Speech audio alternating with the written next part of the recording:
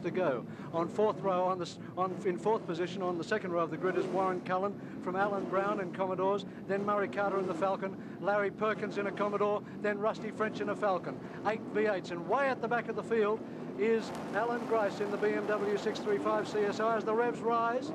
Flags up. And they're racing. Harvey overwhelmed there by the second row cars of Cullen. Bartlett and Brock racing for the first corner. Brock on the inside. Bartlett with his 6-litre engine. And Murray Carter in the Ford Falcon through into third position as Peter Williamson goes wide in car 77, blowing smoke, but I think just a tyre lock-up. Alan Grice goes past Peter Williamson, moving his way up the grid already with 104 laps or 103.5 laps to go. Gently and easily must these cars go in the opening laps. It's a fuel economy race as well as one of outright horsepower. Brock wants to do the full race without a stop. That means he's going to have to be very economic on fuel. And there's Alan Grice charging up through the field in the 3.5-litre car. He's at a disadvantage to the V8s in as much as he is only allowed to carry 120 litres of fuel as compared to 130 litres of the other cars. And that means that he'll have to get far better fuel economy to go the full distance. Kevin Bartlett in second position in the big Camaro. Murray Carter in third. Already Peter Brock showing his superiority. This car is a lot lighter than before. They've carved quite a bit of weight out of it. John Harvey drops down the inside to take over fourth position.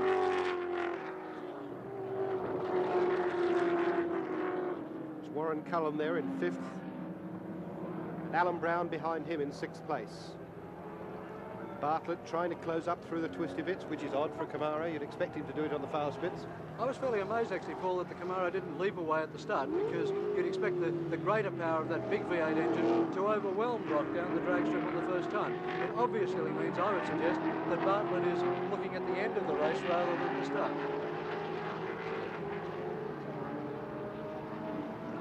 Brock coming in. Brock coming to the pits.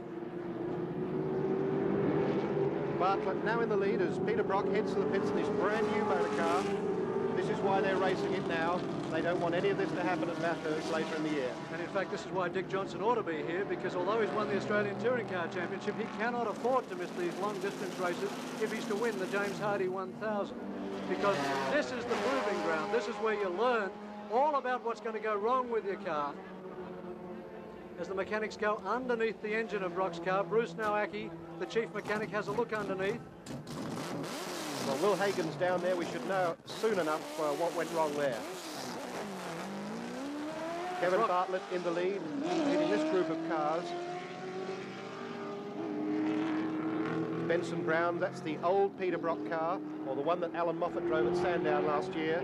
But there's our leader, Kevin Bartlett in the Camaro.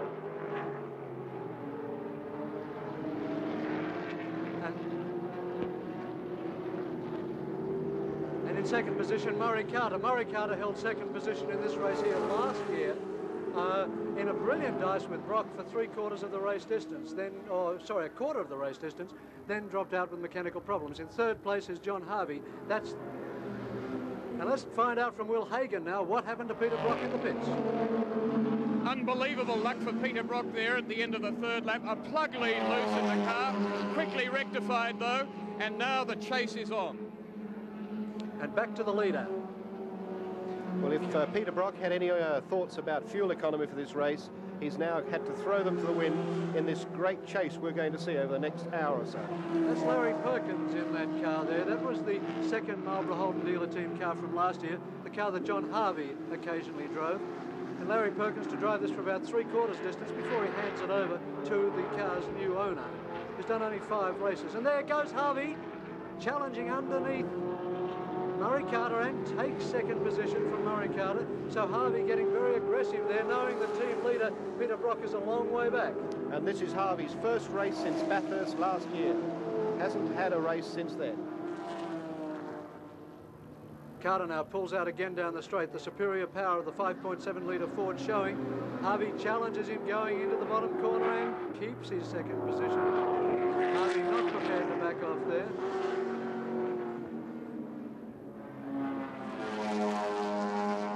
Bartlett, the leader. He's taken the car basically back to the trim he had it in last year, concedes that he made a dreadful mistake last year in not contesting these early rounds of the then Manufacturers' Championship. And when John Harvey goes through there, we see Peter Brock coming down the main straight at the end of the main straight. So there you can see that Brock has to make up almost 3/4 of the circuit on John Harvey to take over second position before he takes off in pursuit of Kevin Bartlett. Normally he would be trying to use third and top as much as possible to keep fuel economy uppermost in his mind. Now he hasn't a hope. Kevin Bartlett down the main straight, John Harvey behind him. Then comes Murray Carter, then a gaggle of Commodores rather. John Harvey, Murray Carter, there's the Perkins and Cullen. Alan Brown just ahead of them.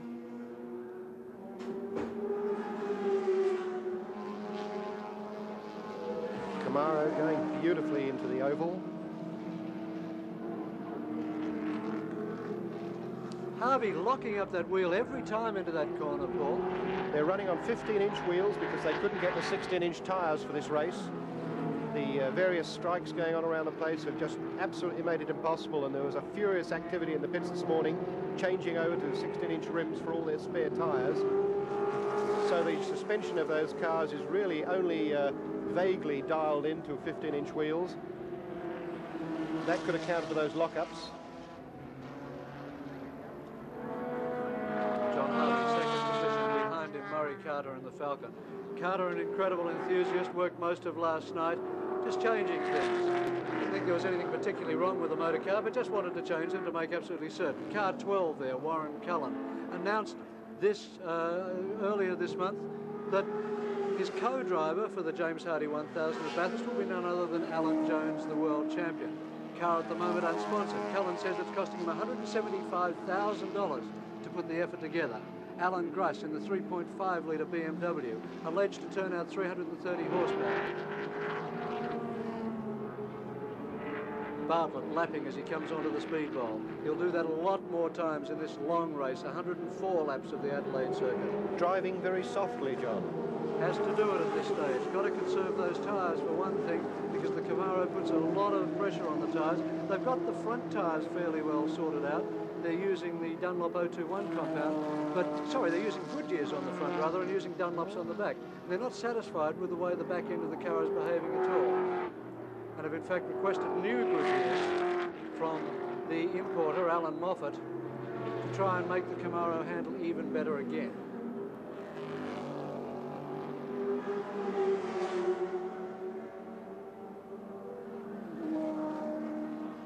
Heading towards the oval once more. Kevin Bartlett keeping away from the edges, turning in nice and gently, just using as much throttle as he needs to keep the speed up and conserve petrol. Bartlett claims about 450 horsepower from his car compared to Brock's claim of only 330 horsepower from his. That's the sort of difference that you are looking at if you take the driver's word for it. Just lapping now the little Colt, 1600cc Colt, which is driven in this race by Rod Stevens and normally would be driven by Craig Bradkey, both Victorians, and the first time we've seen a Colt racing in touring car events.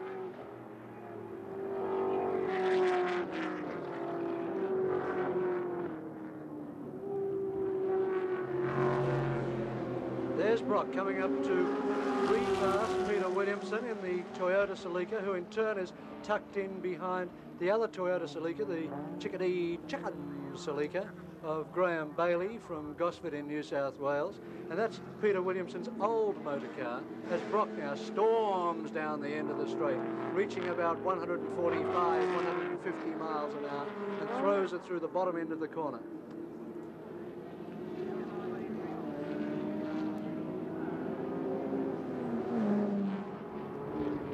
Kevin Bartlett passes the car most likely to rack up 9 points today. That's the John Bundy Mazda RX-7, which is the only car racing in the 3-litre class. So assuming that he finishes, he must get 9 points. John, the Kevin's Camaro looks particularly stable through the high-speed S's. I'd say the fact that he may have gone back to the original configuration has something to do to a couple of trips that he's had across to the States. And the Americans have been racing Chevys for so many longer years than we've been racing Holdens out here. I'd say he's brought back some useful information. Brock charges through. He will not be happy about that mistake on the part of his preparers. And he is definitely making up time. The deficit would now be down to around about half a lap or maybe less. He would be obviously trying hard, but he'd still be having to spare the car, Paul, because he has a lot of petrol on board. So he has to, as it were, make haste slowly and spare the car for maybe another 30 laps, get some fuel weight off, and then he can probably start to move it around a bit more on the road. What will he be doing to spare the car, Leo? What's the technique he'd be using? Well, if he starts throwing it around with a full load of fuel, he's going to slide the car and he's going to wear his tyres out. It's as simple as that. He has to be, as he is so good at, be smooth. He is fast master of that. And as his fuel load comes down, he can then judge the fact that he can move his car a little more because the adhesion won't be too high on his tyres. They won't get too hot. And he's a perfectionist at timing his run. Kevin has to watch his pit signals, judge how hard he should drive, and again, he's got to look after his car, it being heavier. Well, while Brock's being smooth, he's also being incredibly fast. He's just turned an under 60-second lap with a full tank of fuel. The lap record, I remind you, is 59.6 seconds to Dick Johnson in a sprint race. So Brock is really going. And noticed also down the bottom there, he flicked the car rather than letting it slide through the corner. He flicked it into the corner, and there was very little pressure on the tyres for a long period, which would heat them up. Exactly right. Anyone who wants to learn about driving a car quickly over a long distance should go and watch Peter Brock. They'll learn more in one day than a lot of other people will learn in 5 years. Car 9, Kevin Bartlett, now into the S's. Just watch how smooth this man is too. A man of incredible ability, Formula 5000 racing champion, twice Australian Gold Star champion. Had an operation earlier this year to correct an ankle injury caused by a Formula 5000 crash at Sandown Park 2 years ago. His second major accident in a Formula 5000 car. Look at him working the wheel of the motor car to keep attitude off the motor car. And Will Hagen's in the pits. Let's find out what's going on. Alan Grice missed a gear getting into fourth a few laps ago, and he then had two goes getting into fourth as he came onto the main straight. A, he's got trouble. B, he won't be doing the engine any good by doing that. In fact, it's noticeable that he's taking the engine right up to the rev limiter because you can hear it start to miss as he's going for fourth gear on the main straight. So the BMW, I think, not running as well as they'd like. Well, Grice in heaps of trouble already, but this is what I said it's all about, a development exercise to work up to the ones that they want to win. The Hang 10 400 at Sandown Park and the James Hardy at Mount Panorama in Bathurst. Grice's mentor, in fact, Frank Gardner, is in England right now on a buying trip. Now look at Brock. He's coming up behind Harvey. He's made up all that distance. Just had a brief glance at it then. Idea of the pace has been in some of the lap times. Peter Brock, 1:04 seconds. Kevin Bartlett, 1:07. Grice, 1:1.9. Probably fairly much times we would have expected. There's Alan Grice up onto the bowl. Car 11, the BMW. 5-speed box in this car. Looks Superb-looking machine. Looks wonderful under the bonnet. 6 big injection trumpets just poking out there in a very simple engine bay. But you look at the peripherals around the engine, however, Leo, and it looks a bit messy. Grice says he's had to do a lot of cutting and shutting underneath the bonnet to be able to fit everything properly, and especially with suspension angles that he's been trying to change. Well, John, they've had this car for some time. There must be 6 or 7 months of development work that's gone into it now.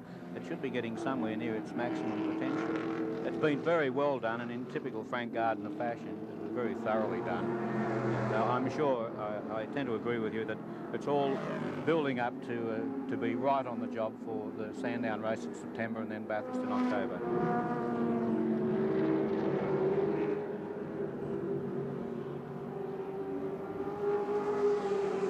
Bartlett running a combination of 16-inch and 15-inch wheels. He's got 16s on the front, 15s on the back, which I think would make the handling just a little bit odd there. Oh, well, the ride height would be adjusted accordingly, John. The suspension springs would be adjustable, as are the shock absorbers. The BMW winds up to its top speed, as fast as the V8s at the end of the straight, but lacking in the acceleration, obviously, of the big V8s, even though it puts out about the same horsepower as the 5-litre Commodores. Particularly as he's got the job ahead of him. If he does have a gearbox problem, that's going to make life very difficult for him. Alan Grice, Australian Sports Sedan champion in 1978 and 79 in the legendary Chevy Corvair. He also races a sports sedan, BMW. And yet another driver interested in Formula Atlantic. Being an old open-wheeler driver from way back, he's had more than a passing glance at the cars, and who knows. This car has had 11 starts for 4 wins and 3 seconds. Surprisingly, in a development program, only one did not finish in those 11 starts.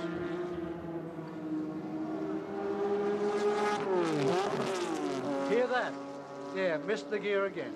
Alan Grice is holding up his fingers to his pit crew. I think he's trying to indicate that he's having trouble selecting a gear. It appears to be 4th gear from where he missed that gear. And as most of the drivers in the long-distance races have a system of finger signals as well as their two-way radios in case the radios fail. And they have a little code so that they're able to advise their pits of what a problem may be if they're preparing for the possibility that they may have to stop. The pit men can then be ready with the appropriate remedy. Brock now comes up on Alan Grice to pass him. Will Grice make it easy? Brock locks up a wheel. Same problem as Harvey. Grice has had a series of aggressive and in fact almost, dare I say it, lunatic races at Amaroo Park in Sydney against Colin Bond recently. The two have clashed fenders. They've been most aggressive with each other. And Brock is 22 seconds behind Kevin Bartlett, the leader. Out of the slipstream.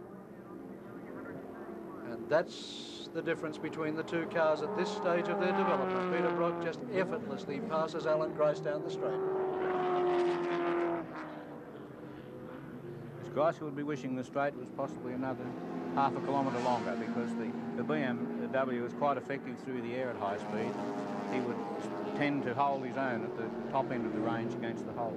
Well, indeed, Conrad Strait at Bathurst. Yes. He may have some earth-moving engineers trying to level off the mountain, though.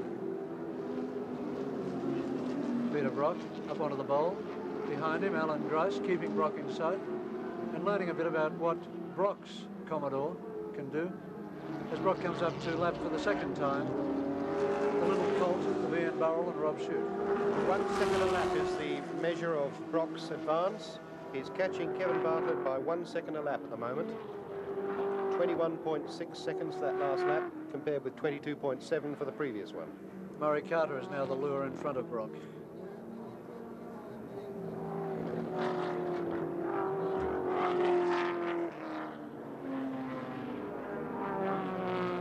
In a circuit like this, perhaps a little frustrating for Alan Grice to be... No, he hasn't got the speed, but at Bathurst, could be a different story. Peter Brock. The fight back.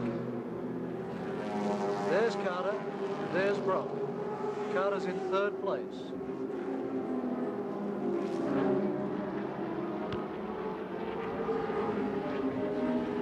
We have some speeds of the cars at the end of the straight.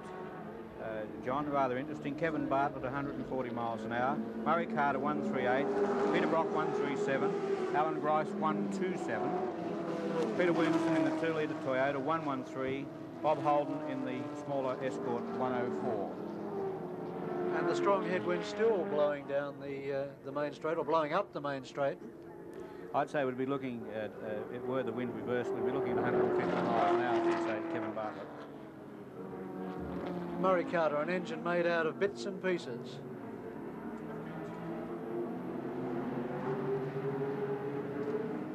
Peter Brock, an engine made out of beautiful steel and lovingly prepared over 5 weeks by his mechanics.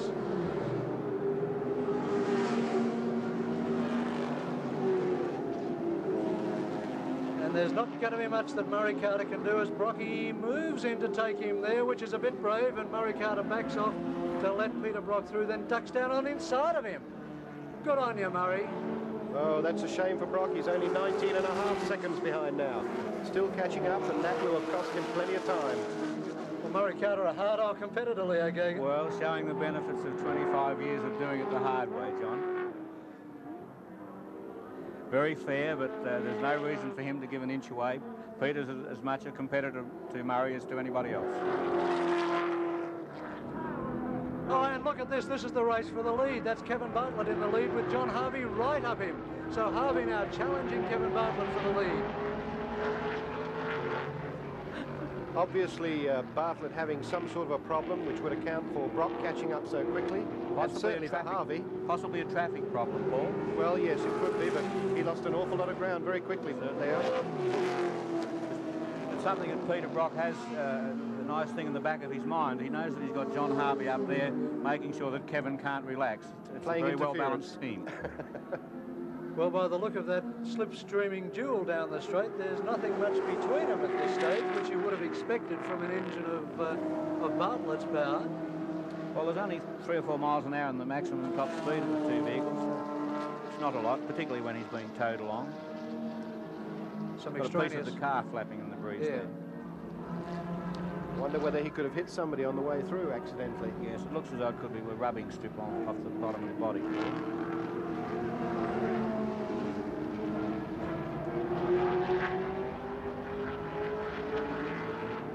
We're looking at about 80 years of experience there, and probably 40 years of motor racing experience contained in those two cars. We won't be more specific about ages.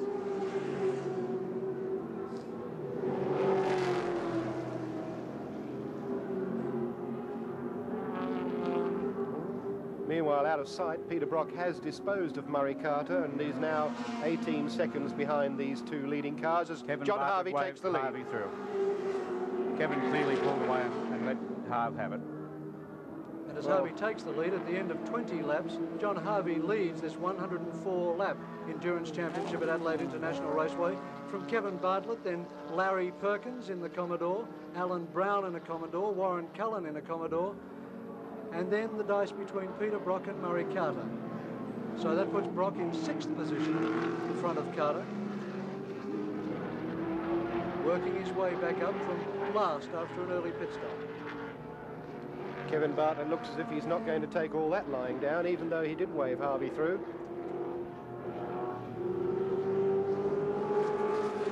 Getting a little more slip angle on the car now, perhaps, coming off the oval.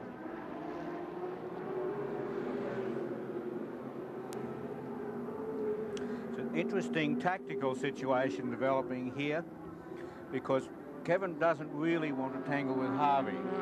He's more concerned about Peter Brock. Harvey's doing a very good job of annoying Kevin and possibly disturbing his concentration, and all the while Brock is sneaking up on him. And also, I would suggest using up the Bartlett car quite substantially, Leo. I think Kevin's a bit too smart to fall for it. I think that's plainly why he very clearly signalled to Harv to go past and go away. But Harv did the first, but not the second. Sounded you've been there and done that, Leo. Well, the measure of the 4-wheel disc brakes on Kevin Bartlett's Camaro now showing at the end of the main straight, where he managed to level peg under braking with John Harvey. Last year, you would have expected Bartlett to go just spearing straight ahead, as Harvey now getting very energetic indeed, giving Bartlett a bit of a nudge. Kevin wouldn't be very impressed by that, because he doesn't really want to know about a dice at this early stage of the race. Harv's, by the same token, is too smart to leave him alone, and it's quite engrossing, actually, watching the tactics of the two drivers. Peter Brock 17 seconds down now. So it's still round about a second a lap. He's coming back. Meanwhile, John Harvey's watching the shot. Well put, Paul. Would have to be the fastest shop in Australia today. It's a shade, actually. Bartlett onto the oval.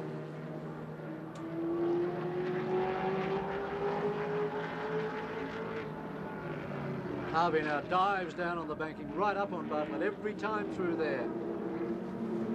Not just going to fool Bartlett right now. He's just not going to have any of it, is he? Kevin's being careful to conserve his tyres around the banking because he knows he can accelerate away down the straight from the Harv, and he's not going to be drawn into a tyre burning duel. He's using the capacity of the Chev to give him advantage down the straight, and he's just taking his time around the corners. If Harves wants to give him a little tap to say he's there, he's hardly likely to shift the Chev. Impressive how well the back markers so far have been getting out of the way.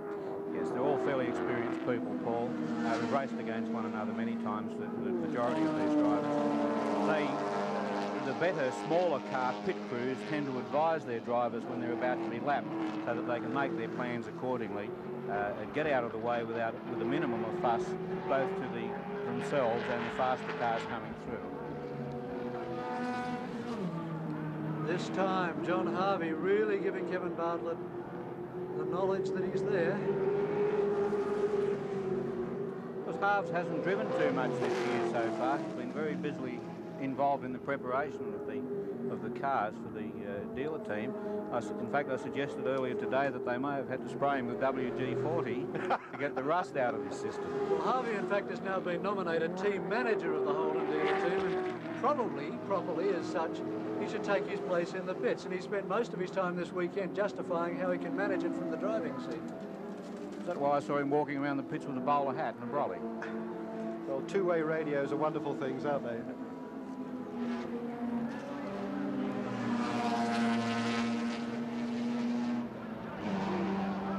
The race for the good co-drivers already on for the Bathurst race this year. Kevin Bartlett has nominated Bob Forbes as his co-driver. He drove with him last year. And John Harvey will have none other than Vern Schuppan with him. Schuppan came third in the Indianapolis 500 this year and was one of the works Porsche drivers at the Le Mans 24-hour race. And there's Peter Brock up onto the banking, hauling in the leaders, just driving that car so well. 11 seconds. Brock back to the leaders. He comes up to overhaul Rusty French in the big Ford Falcon XD.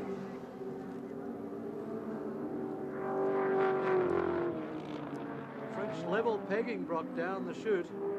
Brock's got the inside run. Rusty French there, being lapped by the Holden dealer team driver. But this is where the action is at present. Bartlett and Harvey. Boy, have we got a race. So up onto the banking, the leaders.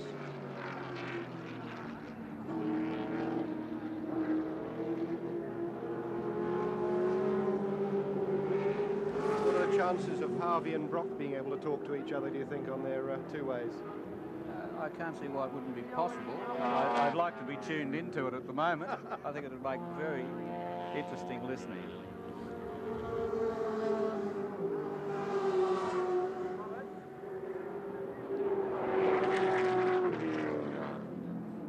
What would be more interesting would be for someone like KB to be able to tune into the pair of them. In fact, I sat in with John Harvey at Sandown and one practice with the two ways on, and they were in fact talking to each other, which was very interesting. And drivers always complain they have too much to do already. Right. Without getting on a talkback show.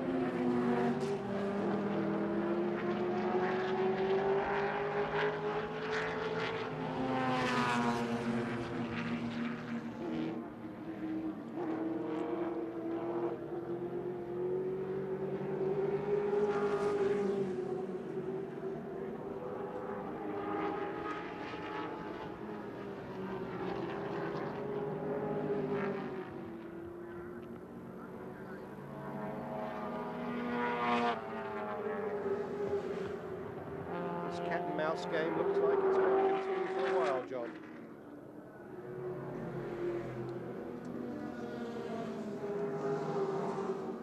Bartlett, a canny competitor, is using a lot of body English within the motor car to keep attitude off the wheels and body of the car, taking a lot of the pressure of driving at this high speed himself, rather than putting it on the car itself. Yes, it stays like the races like these that make drivers enjoy driving in the winter far more. Doing this sort of work in 100-degree heat is rather a struggle because they're very well rugged up in their fireproof driving suits and they don't really need any direct sunlight. It's actually ideal conditions for motor racing right now. The road is clean but cool, and the air is cool, allowing good cool air into the engines, and the cars would be giving their very, very best. Interesting fact about the two Holden dealer team cars. Peter Brock is driving without a brake booster, and Harvey has a brake booster on his car. Now, without the brake booster, of course, Peter Brock is being forced to use an awful lot more pedal pressure, stopping at the end of the main straight. And Harvey was telling me earlier he prefers it with the assistance of the servo, and he finds it far less tiring. Well, the theory behind not having the booster is something that we did many years ago with the Chargers, Paul, because it is very difficult to avoid locking up a brake with power boosted assistance under really severe braking conditions. And whilst the pedal effort is relatively high, it's a security precaution over a long event, because when a brake does lock up at the speeds these cars are doing, it's very easy to wear a hole clean through the tyre, and the next thing the driver has a trip to the bush. With a little over quarter distance gone, 30 laps of the Adelaide International Raceway, it's Kevin Bartlett in the lead from John Harvey, Larry Perkins in third position in the Holden Commodore, followed by Alan Brown, then Warren Cullen, Peter Brock in sixth position, some 15 seconds in arrear of the leaders. Then comes Murray Carter and Alan Grice in the BMW in eighth place. Well, that distance of Brock back to forward to Bartlett is now down to 14.2 seconds.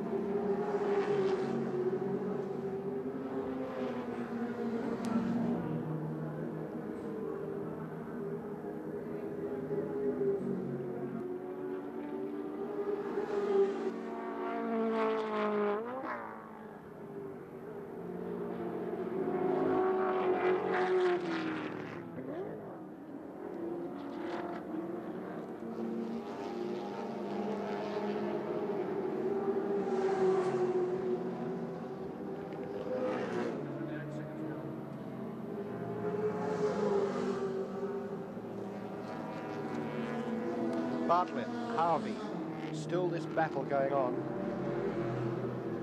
with Harvey making every effort he can to unsettle Bartlett. Meanwhile, only 8 seconds behind now, Peter Brock, the man who had to make the early pit stop with a plug lead off.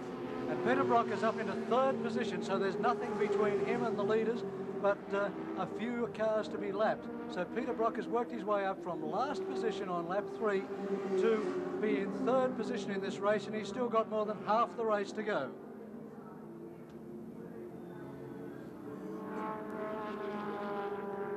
About the length of the main straight, probably a lot less. In fact, there he is. A lot less than the main straight. He has them in sight now, John.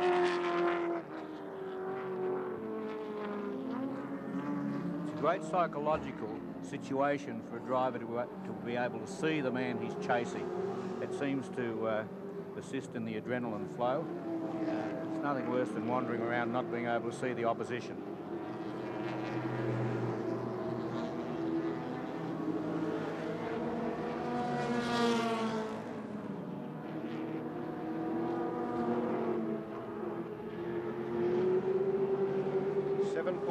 Seconds.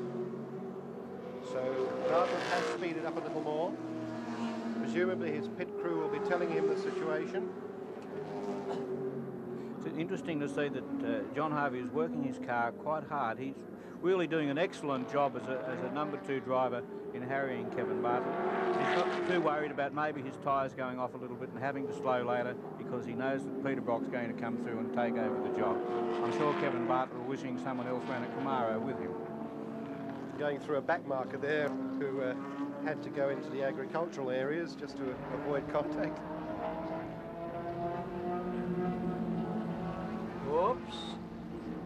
goes again, brake lock up onto the bowl. Murray Carter into the pits, so Murray Carter, who was lying in 7th position, again succumbs to the sort of mechanical problems which must make his life a misery as Will Hagan moves round to try and get a word with Murray Carter through the windscreen. What's the problem, Murray? We seem to have been having a problem with the rear tyre after we had that spin, whether it's either flat spotted or it's shredding, so we just stopped to check it. We had to make a stop, so we decided to make it before our time started to suffer. And what sort of conditions is the circuit in? It's very slippery. I don't know whether it's oil or whether it's a problem with our rear tyre, so I thought we'd better check. You're in 7th place up until then. Pity for the spin put you back. Well, it was unfortunate, but that's part of the business, so we'll just have to try and work our way back up again. So he tries. Bartlett's coming in. I beg your pardon. No, Well, that was the most unusual approach to the corner. I think he really wants Harves to go away. Kevin made no attempt to take the fast line into that corner. Now he's going like Billy O down the straight. Most unusual. We've got Brock in picture there momentarily, so there are the first 3 cars. Now locking tyres, Bartlett. There's Brock just behind them. Now the length of 1 braking area away.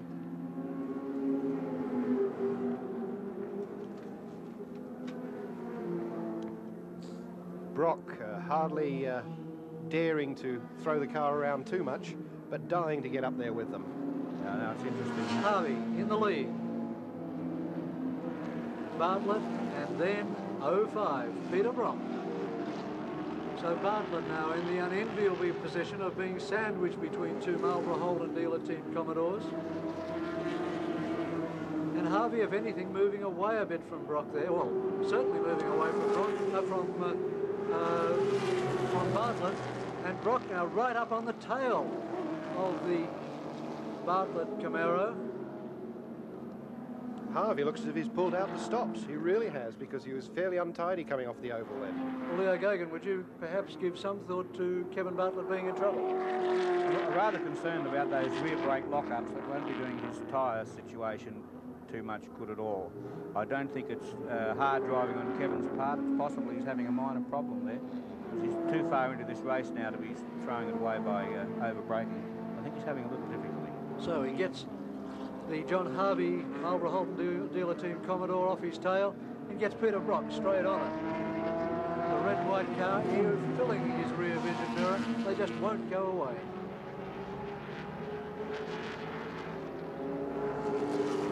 Well, Brock can afford to take it very easy now, just keep in sight. Meanwhile, Harvey is almost sideways in true speedway style, exiting the top turn onto the main straight. Bartlett says, will you go away, Peter Brock? And Peter Brock won't go away. There's nudging and falling all over the track there, and Brock trying for an inside run won't do it there.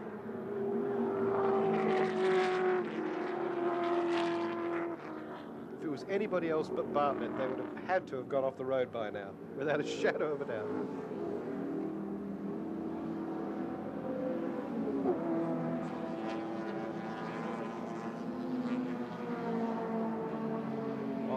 Action is happening up the front.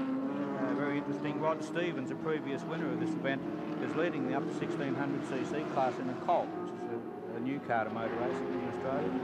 And Colin Spencer in the Gemini is playing second.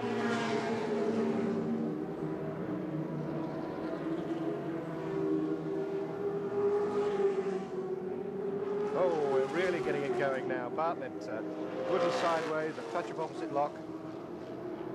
But not so Brock. Well, Brock was waving there. I don't know if it was to his pit crew or to KB. I think it would be KB, but as we know, he turned his mirror up, so he can't see. That's right.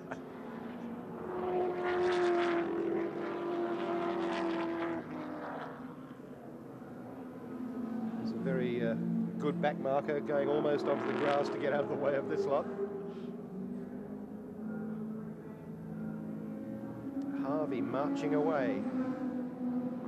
Obviously not the slightest bit worried about fuel consumption, tyres or anything else.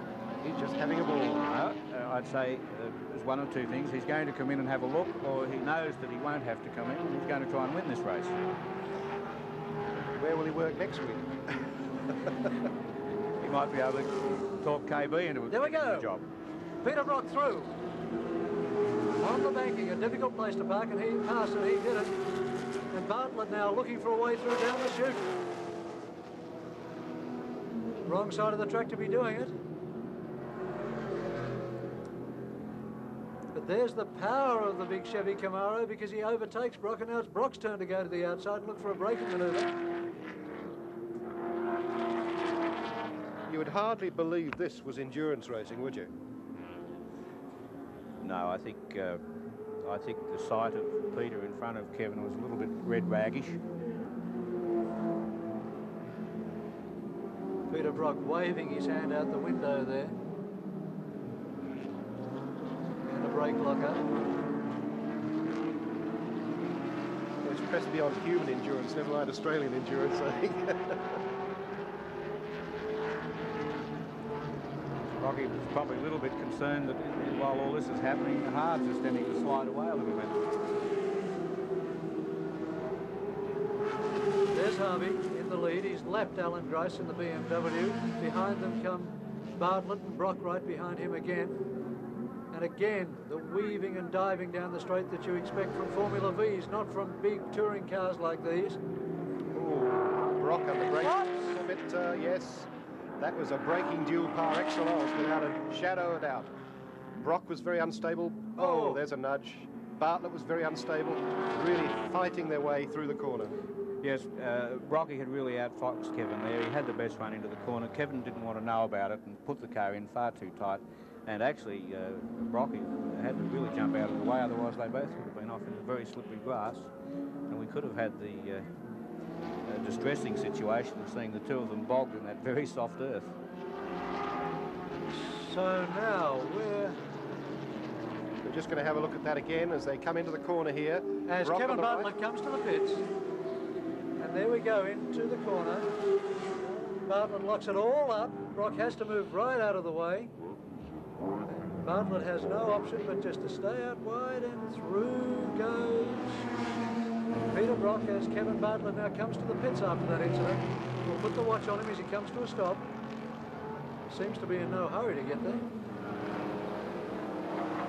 Crew waiting with tyres. Watch is on. The pneumatic jacks getting the car up with some difficulty. And the air tools, as you can hear. Kevin, what's the problem? Tyres. Tyres. The motor running well and brakes okay? Brakes are all right. Motor's just lost a cylinder. There you go, Kevin Bartlett, anything but happy. Enjoying the battle with Harvey? Yeah, I was quite settled down into it, actually. It was very nice. I reckon their tactic would have been to get Harvey out in front of you when Rocky caught him so they could run 1-2. Are you going to be able to finish? Don't know yet.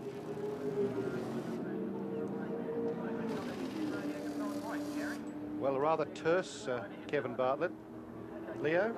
Well, we must put ourselves in Kevin's position. He really doesn't have too much to say. He's probably worrying about the problems. He's wondering what he's going to be told by the chaps that are looking under the bonnet. His mechanics would have had a look at the tyre wear on his car, the condition of his brakes, and he's sorting it all out in his mind. And he probably didn't feel like a chat at all. Will's a lovely fellow to have a talk with, but not under those circumstances. So now we come down to the Holden dealer team 1-2 dance. John Harvey in the lead, Peter Brock, the team leader, behind him. Will it remain that way on the road?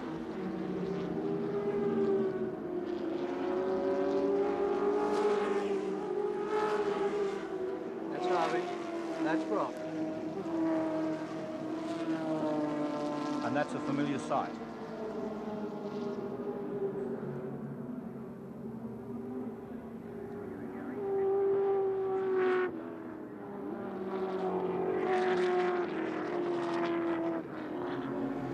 Seen over the years, Brock makes some incredible comebacks. There's Kevin Bartlett's engine. Look at that huge intake for the big Holly carburetor up on top. Okay, it's play around down the side of the motor car, reaching down into the plug area. Obviously a difficult situation here for Kevin. A very long stop. virtually putting him out of the running in this event anyway. But and there's the answer. That's yes. Kevin Bartlett getting out of the motor car, telling the lads there doesn't really seem to be much point in rushing the effort.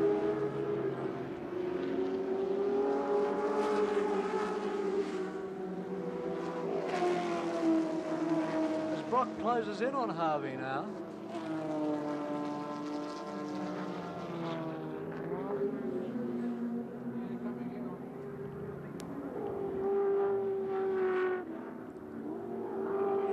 Must have hauled Harvey in by 2 seconds on that lap.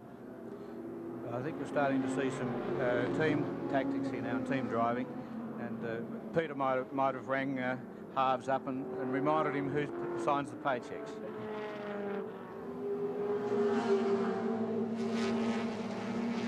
They're in a very good position now. We don't have the exact gap, but it'll be interesting to get the gap back to the third place car of Larry Perkins. These pair can now dictate their own pace for the remainder of the race, which is still considerable.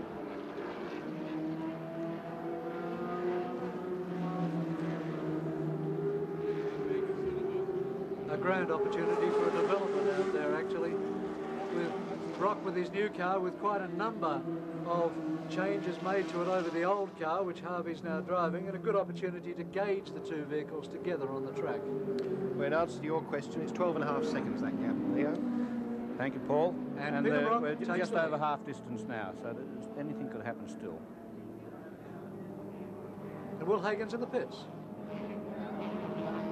A spark plug the problem down the back of the left-hand bank of cylinders.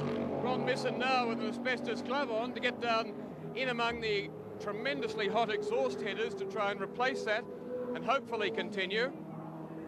It may be, of course, that has done some damage to the piston in that cylinder, but Bartlett's still hoping that they can continue. Team Chief Ron Misson working on the car that had fought so well for the lead.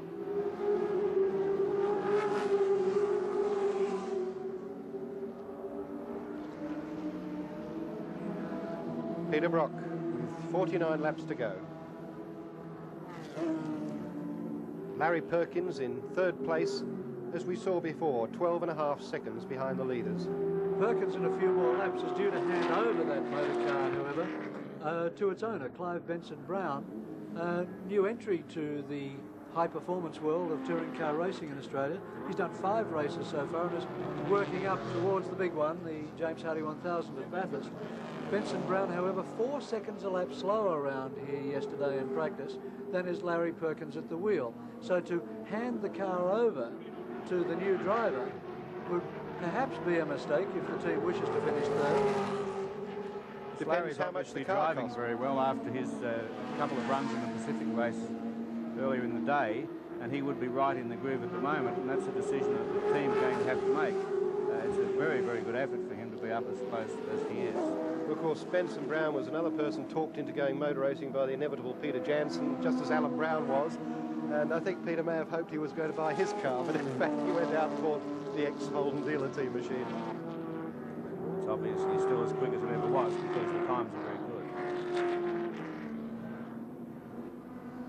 Car number 12 just lapped there by Peter Brock. Car 12 is Warren Cullen, making a comeback to motor racing after more than a year's absence, and himself working up to the big race later this year when he'll have Alan Jones alongside him. If you must go to Bathurst, there's nothing like going in illustrious company. Well, exactly. A few people were a bit bemused, I guess, as to why Cullen should win the world champion to be his co-driver. Cullen himself thinks it's because Jones wants to see the sport develop in Australia, would rather give some assistance to a developing driver rather than necessarily go with the established teams. It's an interesting theory anyway. An easy way of getting some very good sponsorship, I'd say. Which he needs, because he says he's spending $175,000 to develop 2 cars to go to Bathurst. He's got 3 men on staff full-time, massive transporter, and all that funded by a motor wrecking business of which he has 3 branches throughout Victoria. Well, they'd certainly need a budget like that to do those two cars, and certainly to afford Alan Jones, because in his position as world champion, he's entitled to and can expect to receive a very handsome fee for driving the car. At the same time, I'm sure we have people such as Peter Brock, etc., waiting to have a look at Alan and have a bit of a carve up with him in a saloon car, because they are experts at their craft, as Alan Jones is an expert at his craft in the single-seater Formula One car. And they are, to a degree, a small world apart in technique.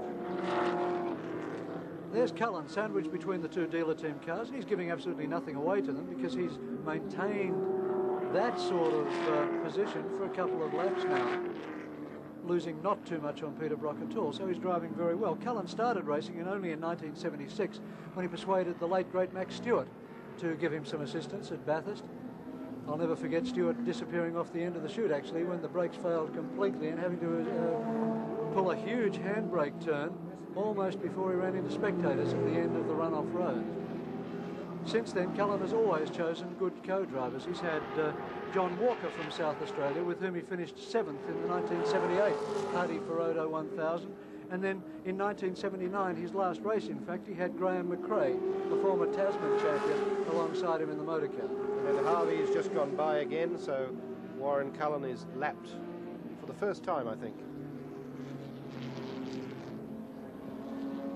Cullen's chosen Garnet Bateson, an ex-Brock mechanic, to build his motor car. Bateson also is responsible for building the Tirana A9X, in which Tirana L34, in which Sir Jack Brabham made his comeback in touring car racing in Australia 4 years ago. Garney is an extremely capable and experienced Holden mechanic. That's an excellent choice, and I'm sure people look forward to seeing Garney back holding spanner. And there's the leader of the 2-litre class, Peter Williamson, who's obviously had a pit stop because he's spilling fuel everywhere, which means that he has a full fuel tank. And in fact, that was Williamson's tactic, that he was going to start the race using only 60 litres instead of a 100-litre tank and stop at half distance for a 1 churn of fuel, which gives him an extra 40 litres to get to the finish. He may also have stepped out of the car and put John Smith, the Australian Formula 2 champion, into the vehicle. It's his intention to run John Smith as co-driver later this year. That, in fact, is what has happened, John. And the tactic within the Toyota camp is for Graham Bailey in the second Toyota to attempt to go all the way through just to cover Willow's tracks. Here we have Cullen hanging on to Harvey as they go through the corner at the end of the main straight. And the other back markers coming through.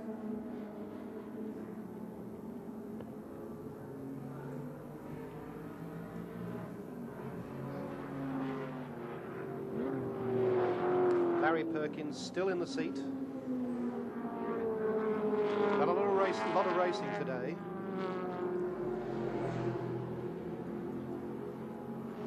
That's meat and potatoes to Larry, though, Paul. That's what he lives for. He'd stay there all day and all night if they let him.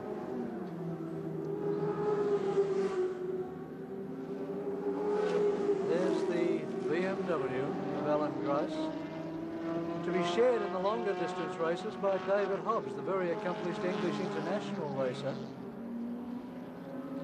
and a man from whom I think even Gricy, with all his years of experience, could learn quite a deal.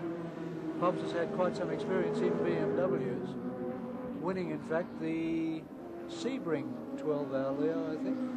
Very, very experienced driver. He's won innumerable long-distance races in both America and Europe. Lovely fellow, a brilliant driver, very, very experienced, not a young man, but knows his motor cars backwards, and an excellent choice. I've been wondering who Gricy was going to pick, and he couldn't have made a better selection. There's car 69 again. Larry Perkins really working the wheel there, getting the car very sideways, a lot of attitude on it, meaning that he probably intends to make that pit stop at 3/4 distance, because the way he's working those rear tyres, it's unlikely they do full distance. Ken Harrison's escort. Re-shot there just after he was lapped by Larry Perkins. If he looks at the replay of that, he'll know why he's locking the brake up, because the inside wheel is nowhere near the ground. It was waving to the crowd. He's got a good 10 degrees of opposite lock on all the way through the oval too, so he's enjoying himself. Perkins cooling his hand down there as he goes down the straight. Just resting it on the sill of the car.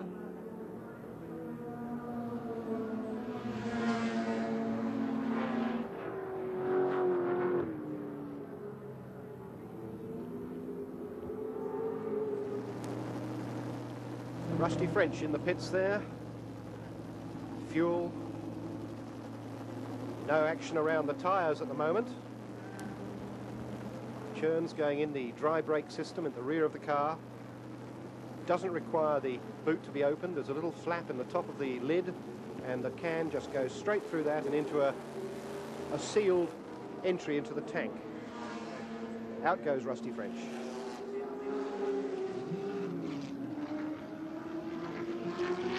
Car 5, the leader, Peter Brock, comes up onto the speed bowl. Some third of the race remaining to be run. We'll wait to see whether Peter Brock is going to take a pit stop. Tyres.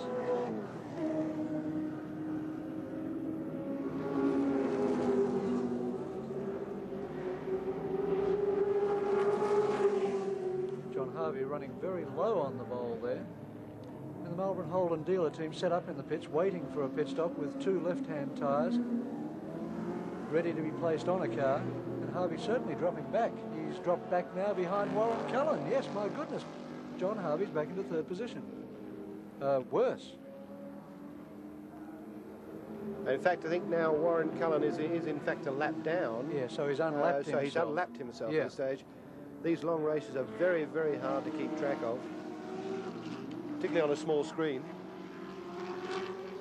We do know, however, that in the lead is Peter Brock in 05, the leader, having been in last position at one stage of this race. And there's John Harvey, obviously in bother, obviously slowing down, and with the dealer team standing by to put new tyres on should Harvey deem them necessary. Not on this lap, says John Harvey. Tail sliding out very much there. He's not going very hard, so obviously the rear rubber is in a fair bit of strife. And they both pass John Smith in the Toyota Celica, the fuel-injected Toyota Celica, which is coming second in class, having had a pit stop with the Chickadee Chicken car, the Toyota Celica naturally aspirated with carburation, in the lead in the up to 2 litre class.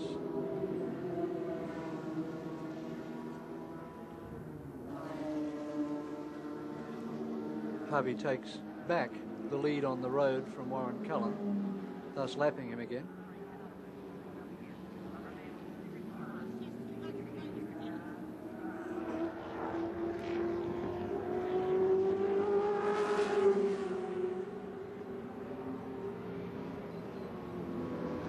Once again, Harvey passes the pit entry road, embarks on another lap.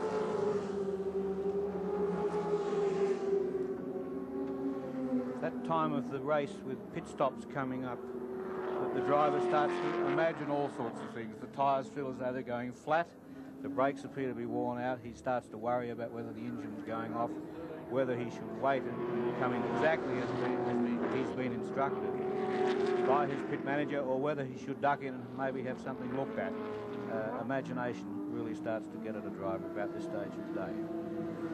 John Bundy, leading the 3 litre class, waves through Murray Carter and prepares to do similar duties for John Harvey, as Larry Perkins in 3rd position comes to the pits, car 69 coming to the pits, and it'll be interesting to see whether he does hand over to co-driver Clive Benson-Brown or whether Larry Perkins remains in the motor vehicle. Certainly Perkins is the faster driver. He's undoing the belts, I think, John. Yes, indeed he is.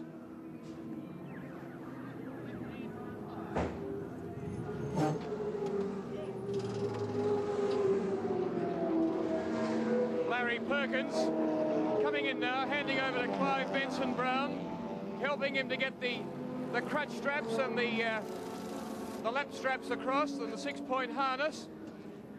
Larry's put the car into a beautiful 3rd place for him, in behind the dealer team cars of John Harvey and Peter Brock, running 2nd and 1st respectively. Clive Benson-Brown now in, lashed in nice and tightly. Larry just about to warn him of the condition of the car, then can't think of anything to say. Larry, how's the car going? Real good. Good. It's got a puncher or something though. It's got one? It's going real good. It's got a flat tyre though. Right. And the way Brocky went past you, he's got a lot of steam, hasn't he? Yeah, it's so good. But what sort of conditions the circuit in? Real good. Is it? Real good. You're enjoying the early part of the race. You had some company there for a while.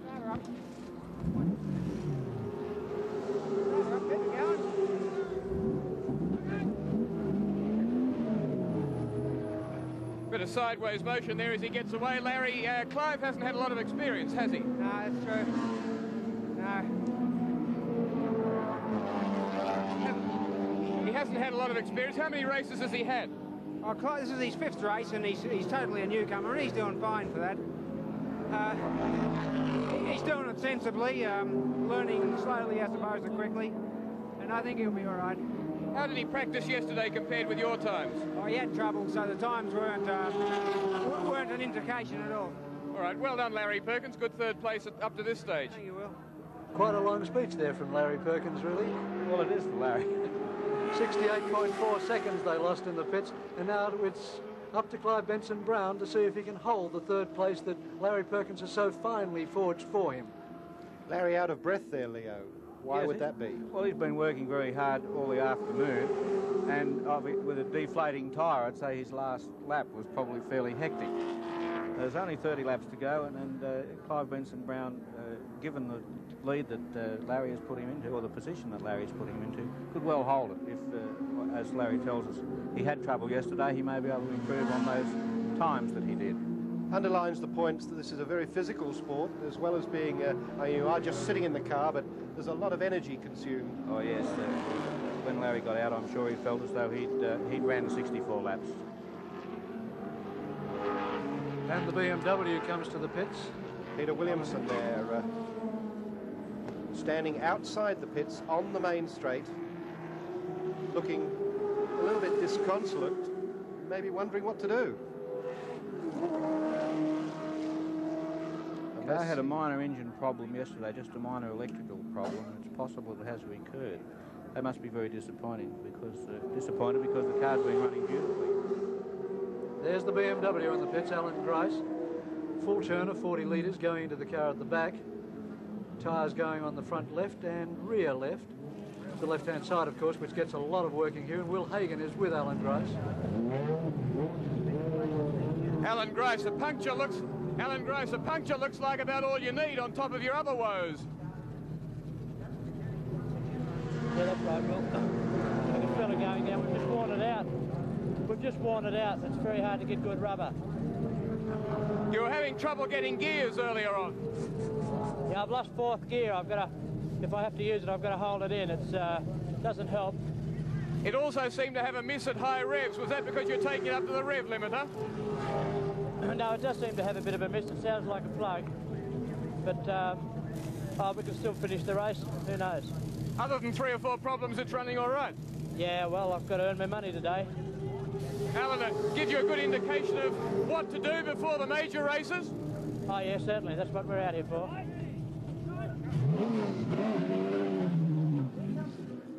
There's the race leader, Peter Brox. Coming up to lap Alan Brown, the Holden Commodore. And that is a very good car of Alan Brown's as well. Rocky waves happily to Brown as he goes through. Brown, one of the real characters of the sport, a wonderful fellow. Went off the straight at the end of the straight in practice on Thursday when the brakes failed.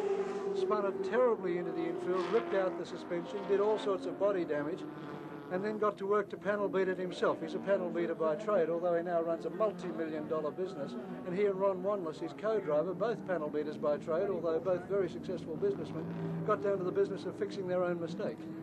It's great in latter years to be able to fall back on the original trade, John. Well, of course, their sort of panel beating, though, is with multi-thousand-dollar trucks, which I don't know whether it's actually beating. Beating to death. Brown enjoys his motor racing no end, in fact, as Brock goes through the 2-litre series leader, Graham Bailey in the other Toyota Celica. Brown enjoys his motor racing so much that he's built a magnificent Taj Mahal of a pit accommodation. It has everything in it, including a sauna. He doesn't need a sauna at the moment because he's getting a 130 mile an hour one out there in front of us. Peter Brock in the lead.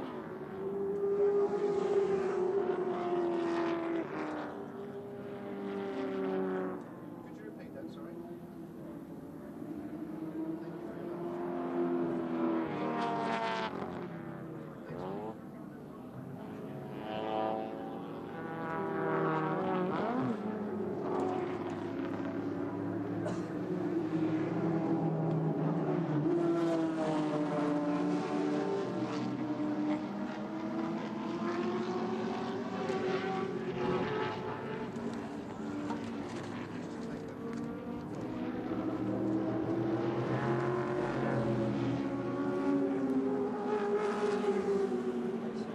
80 laps down, Peter Brock is in the lead from John Harvey. Clive Benson Brown is in third position. Then at least 1 lap down is Alan Brown in the Holden Commodore, followed by car 12, Warren Cullen, and then car 11, Alan Grice.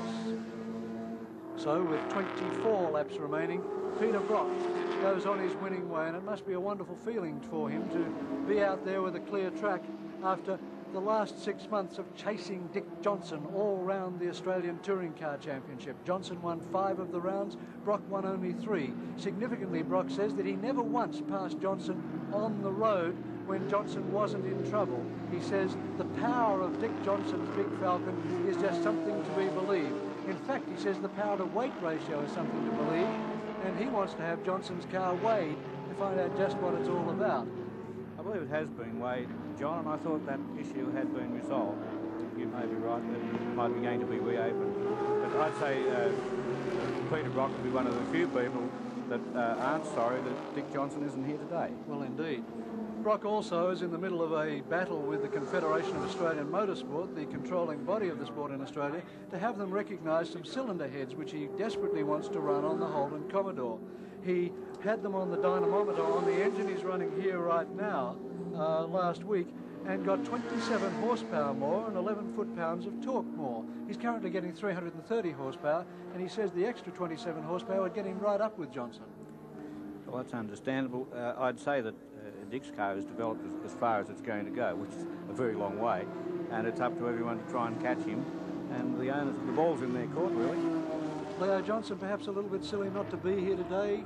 Everyone else is here practicing for a long-distance race. Well, really, that car's going so well, I think if it were mine, I'd put it in cotton wool until October. The car's quite beautiful. It ran at Lakeside a couple of weeks ago, and was actually under the lap record that he set under pressure from Peter Brock in the Touring Car Championship. So I don't think that car needs any more development. It needs nursing to Bathurst.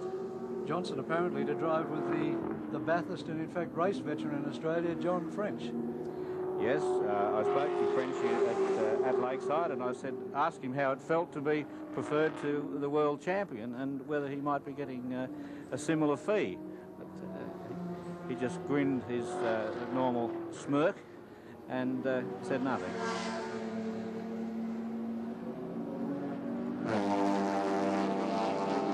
French, in fact, a very proud dad. His young son is really carving a name for himself in motorcycle racing at the moment. It may not be too long before we see another French on the tracks in regular competition.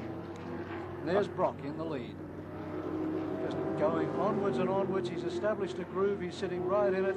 You could bet that if you looked in his position of his hands on the wheel every time round there, they'd be in exactly the same position. Shields his eyes now down the straight as the setting sun gets right into them, and it must be very difficult to judge braking points at the end of the straight when you're driving straight into the sun. What a driver tends to do during the course of the race is to pick up a point on the road so that he's actually looking down at the road to pick up his braking point, or possibly mark on the fence to the left of his vision so that he's not forced to stare right into that sun, because at this stage now his windscreen would be dirty. It would have a slight film of oil on it, dust mixed in with the oil, and it's not really much fun in these last few laps driving into the sun.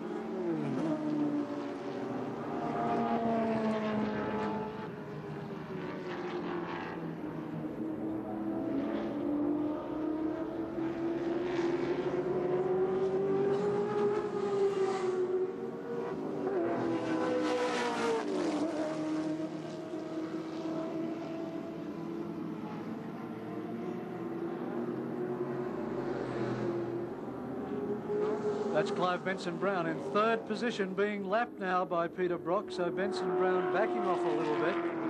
He's had his pit stop, of course, so that'll probably be 2 laps down on Peter Brock when you come to think of it, because he had 68 seconds, I think, 68.4 seconds in the pits. So Benson-Brown double lapped by Peter Brock and still in third place.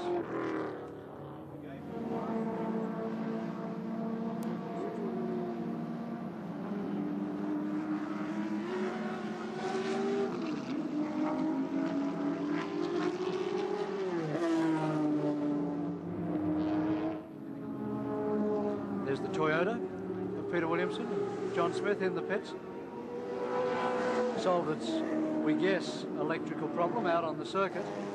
I'd say they're just troubleshooting the pits, but it's certainly not going to win its class today. Peter Williamson is out of the car, and it's John Smith who's driving it. Williamson looking in the door there to speak to Smithy and see just what's going on. Leo, what's the mechanic doing down that side of the motor car? They had a little trouble in the electrics, which is on that side of the motor. I'd say they're looking to see if it's recurred.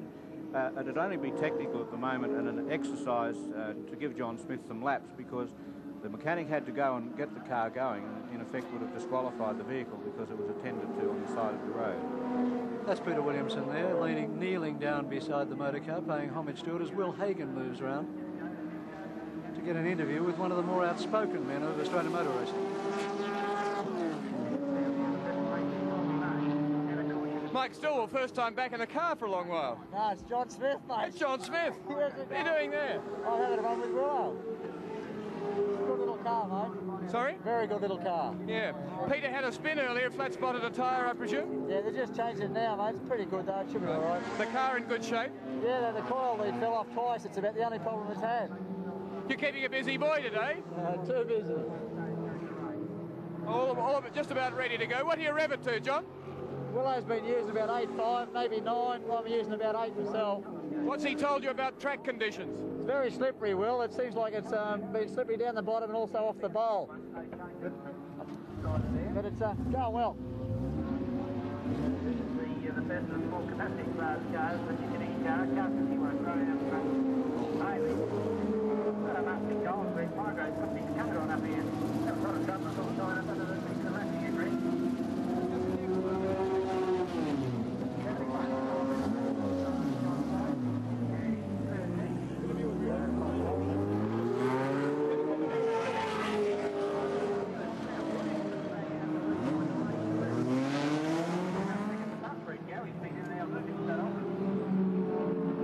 I was watching over the entry to the bowl earlier, Peter Williamson, and I saw you have a spin. It's a bit unusual. Yeah, I locked a brake going into it, and I had no choice but to let it go. I was trying pretty hard because the coil wire continually falling out, and I don't know why, we just can't keep it in, and I tried to make up some time, and I was going pretty quickly, and one of those things, made a mistake.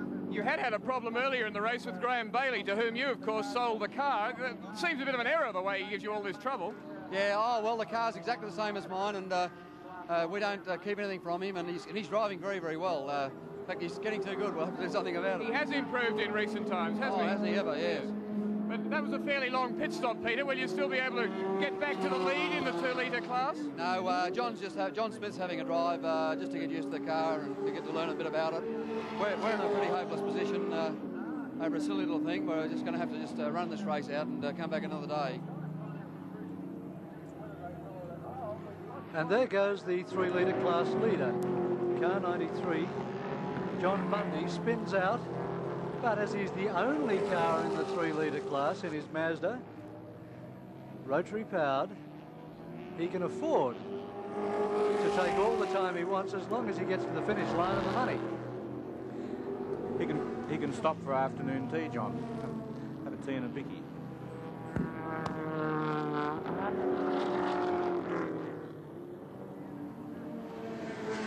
John Harvey still hasn't stopped. The boys are ready with all the equipment. They may be going to try and see it through.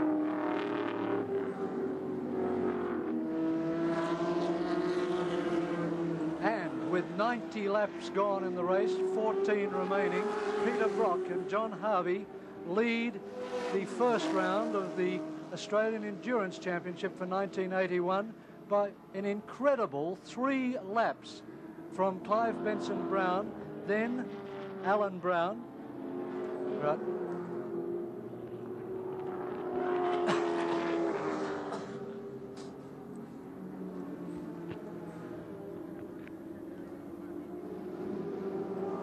And with 90 laps down in the first round of the Australian Endurance Championship for 1981, Peter Brock leads by an incredible 3 laps from Clive Benson Brown, then Alan Brown, then car 12, Warren Cullen, and car 11, the BMW of Alan Grice. In second position, of course, is John Harvey in the other dealer team car. They are the only 2 cars still on the same lap, and as I say, they are 3 laps ahead of their nearest opposition. Talk about a walkover.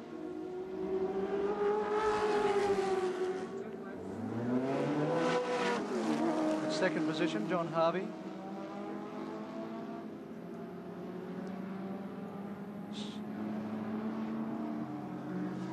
Still in the pits, the dealer team mechanics have their left-hand tyres standing by, their air jacks ready, all the machinery ready to go to help these 2 cars along their way, but it just appears that they don't need any assistance at all, as Craig Bradke in the Lancer gets out of the way of John Harvey.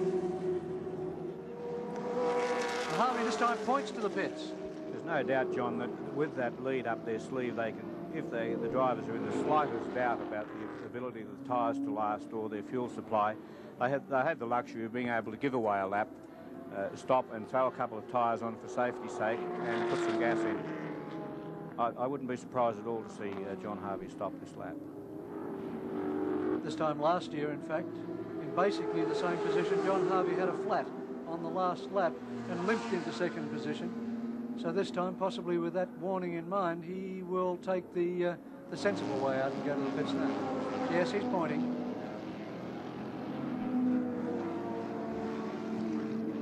It'll be interesting to get a time on this pit stop. The Marlborough team, who are brilliant at their work, and they're renowned Australia-wide for their efforts. 3 laps around here is about 2 3/4 minutes, so that's how much time Harvey has to spend in the pits before he loses his second position. You'll need less than a minute.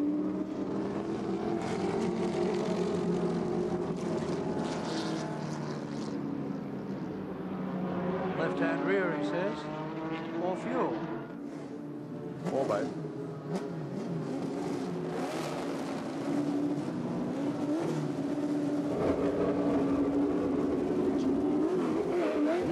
Only fuel.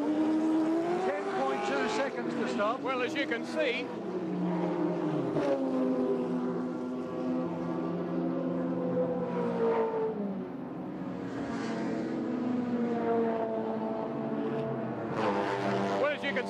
just a problem with fuel for John Harvey. One quick churn or part of a churn and he was egg out again in a ferocious pace. His lead and Peter Brock's lead over the 3rd place car is 3 laps. So his position's in no way prejudiced at this stage with about 8.5 laps to go.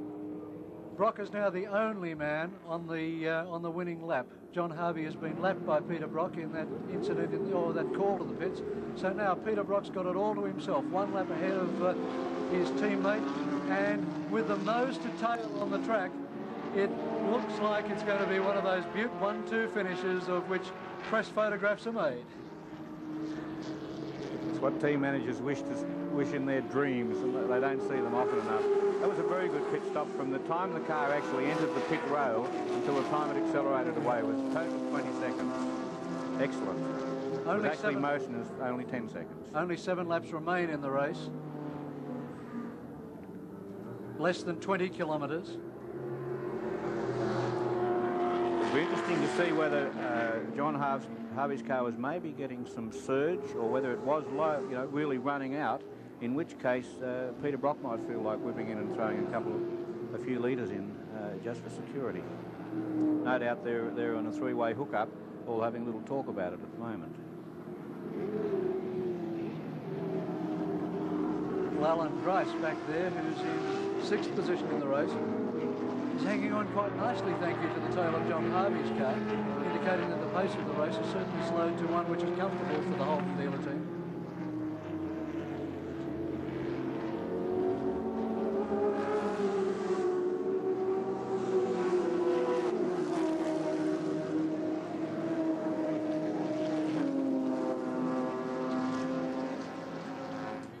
Brock this year to share his long distance drives with 3 times co-winner of the Hardy Ferrado 1000, Jim Richards, and Harvey, of course, to share with Vern Schuppan, the international driver, who's driven at Bathurst on a couple of occasions in Ford Falcons without much success, but who must be very pleased that he's been asked to drive for the Australia's premier racing team this year.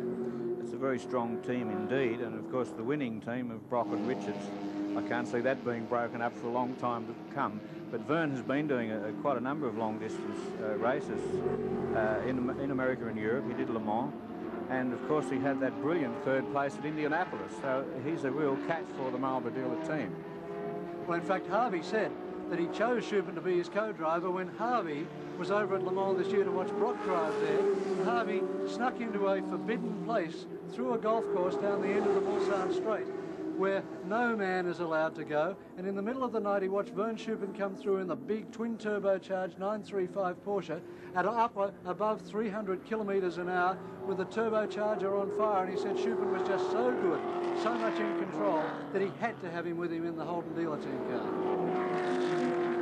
He's a very good selection. Vern is a well-experienced driver. The way Harvey flew out of the pits there at the end of that quick pit stop to take on fuel. He actually did it under a red signal at the end of the pit lane here. There's a green and a red baton held out, and there was another car going by down the straight at full speed, and therefore he was being shown a red baton as being observed, and now it's being discussed by the clerk of the course as to whether he should suffer some penalty for it. It's a bit of a pity if he does, because he had sufficient lead, some 3 laps over the 3rd place car. He and Brock are in front. So he didn't need that sort of urgency, although of course the driver is wound up and doesn't appreciate that at the time. But John Harvey, still in 2nd place, could suffer some penalty. As soon as we get news, we'll bring it to you. Leo Goguen, races have been lost in that circumstance.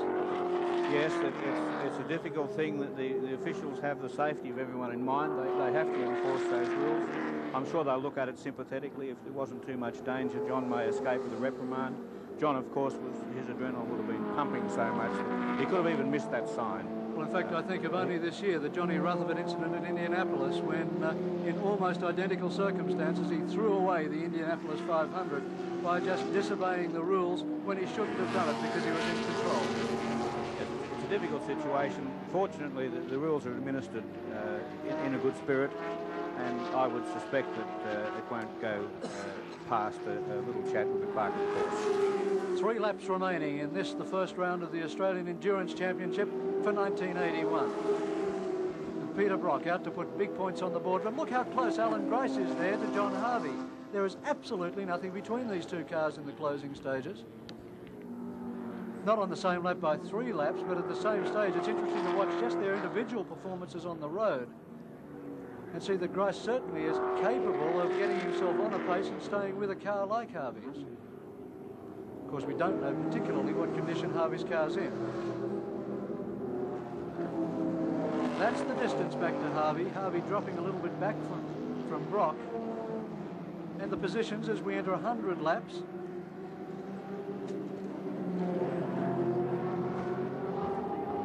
It was Brock from Harvey, then Benson Brown, then car 12 Warren Cullen, with Alan Brown dropping out of contention, then Grice, and then Alan Brown back in 6th position. So something obviously has happened to Alan Brown. You can see he's dropped from 4th to 6th in the last few laps. 2 laps remaining.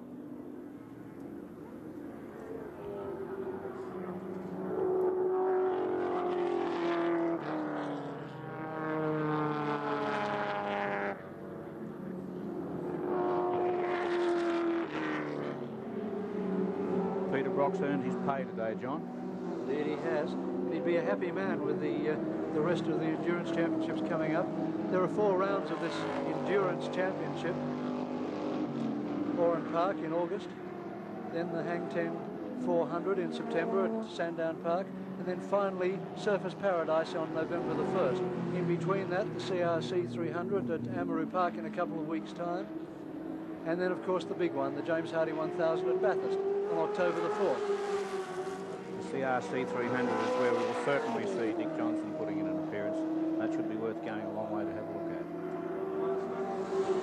2.41 kilometres of the Adelaide International Raceway remaining.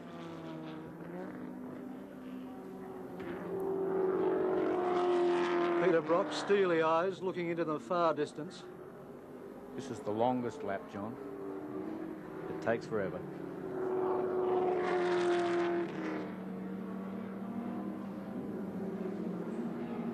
Rocky's concentration is intense now as it was at the opening lap. He knows he can't afford to drop concentration. Locking up an inside left front there. As the team has done on a few occasions on the off-camber entry to the bowl. And here comes Peter Brock through the final corner to win the first round of the Australian Endurance Championship for 1981. Peter Brock. Glenn Dix, the starter, giving him the proper plaudits. John Harvey, second position. Alan Grice goes through right behind him into fifth place, 3 laps behind.